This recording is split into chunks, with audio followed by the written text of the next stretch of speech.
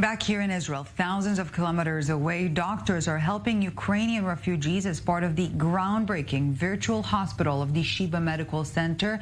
Using technological solutions, mostly Israeli innovations, Israeli doctors are now able to provide those who manage to escape with the best medical care possible. And joining us now are two of those who spearhead this remarkable project, really. Dr. Gadi Segal, head of the internal telemedicine at Sheba, who has been treating himself refugees, and Dr. Galia Barkai, head of Sheba Beyond, Sheba's virtual hospital. Thank you very much for your time today. Professor Segal, I would like to start with you. The past few days must have been a whirlwind. That's perhaps an understatement. Tell us a bit about who you've been treating and a bit about the how before we dive into that further. Well, I'm in constant contact with Sarit, which is our pioneering representative of Sheba Beyond at the border of Moldavia and Ukraine. Mm-hmm. And she went there with the technological instruments that enable me to both see, speak, and do most of the physical examination to the selected patients that need me. And you know that people are getting there with their chronic illnesses, mm-hmm. but currently being refugees, they don't have any access to their family physician or to primary medicine. So I've been asked about diabetic control and diabetic infections and skin rashes, and even general medicine issues that are affecting pregnant women and people that are in need for remote control or of their vitals. So if I understand correctly, Dr. Segal, there's a liaison on the ground, Dr. Sarit, that you've mentioned, and she identifies or refugees who seek medical assistance are approaching her, and she's the one to connect between the two sides, correct? Correct. She's joined the Ichud Hatsala group there, and she's our representative. And she's the connector, the connecting link, yes. And Dr. Barkai, this is truly an extraordinary project that completely changes the possibilities when it comes to humanitarian aid. Tell us more about the technologies you're using.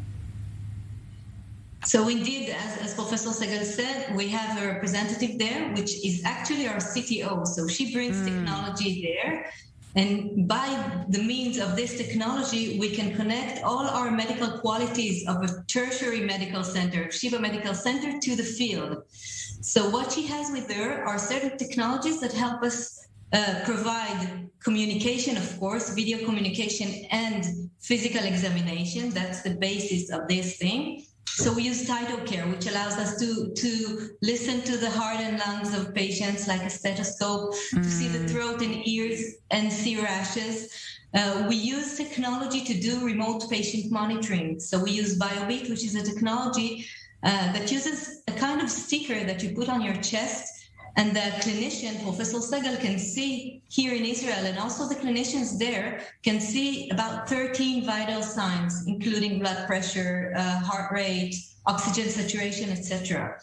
We also use technologies for remote care of pregnant women. We use a technology that allows us to do remote care ultrasound, and a physician here can see the ultrasound to see if we've seen their pregnant women, right. And other technologies as well.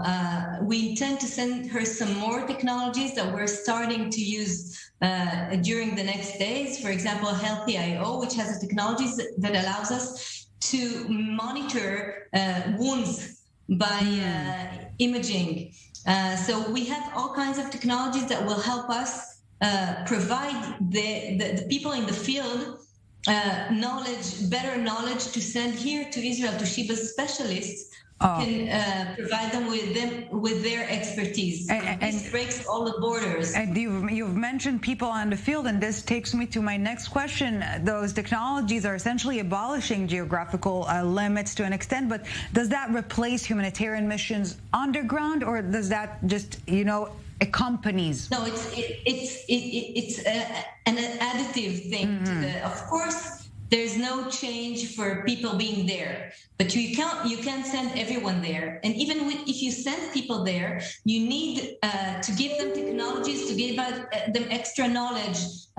We have by means now of technologies, ways to do on the spot, on the site, CBC, chemistry, blood tests, X-rays. So we can send portable machines to do things on the ground. Right. And the other thing is what I said before, is to connect the specialists to the people on the field, but it's not replacing the people on the field. It's just an additive value to these people. And Professor Segal, before we go back to you, Dr. Barkay, one last question. This is perhaps one of the silver linings from the COVID pandemic period, right? The need to boost those mechanisms truly took center stage in the past 2 years. Exactly. We believed in telemedicine and in remote care even before we saw the value of it. But really, the COVID pandemic allowed us to do things quicker, to accelerate the way we are experiencing technology, to know what works, what doesn't work. The motivation was a little bit different there. People didn't want to come to the hospital. And we wanted to do as much as we can without the need to bring people to the hospital. But yes, it allowed us to test many of these technologies we now know are working and give us a lot of value, definitely. Professor Segal, I am sure that it's not just the physical state of refugees that is alarming or in need of care. I believe some of them were just eager to get some sense of confidence or reassurance or mental support, similarly to perhaps patients you meet on a daily basis as well. Tell us a bit about what you've been hearing or sensing from patients you've been in contact with. I think there's no real difference between patients that are in the periphery of Israel that are using my services and refugees from the Ukraine.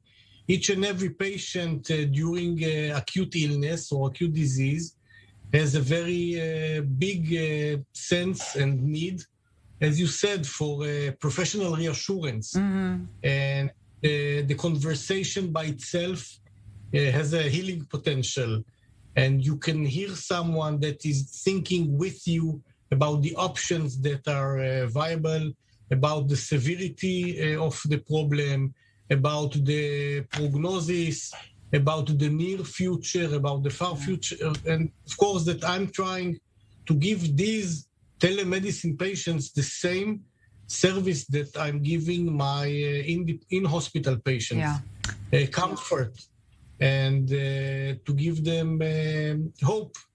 I think that the hope here is even more important because they are stressed by many issues rather than their physical condition.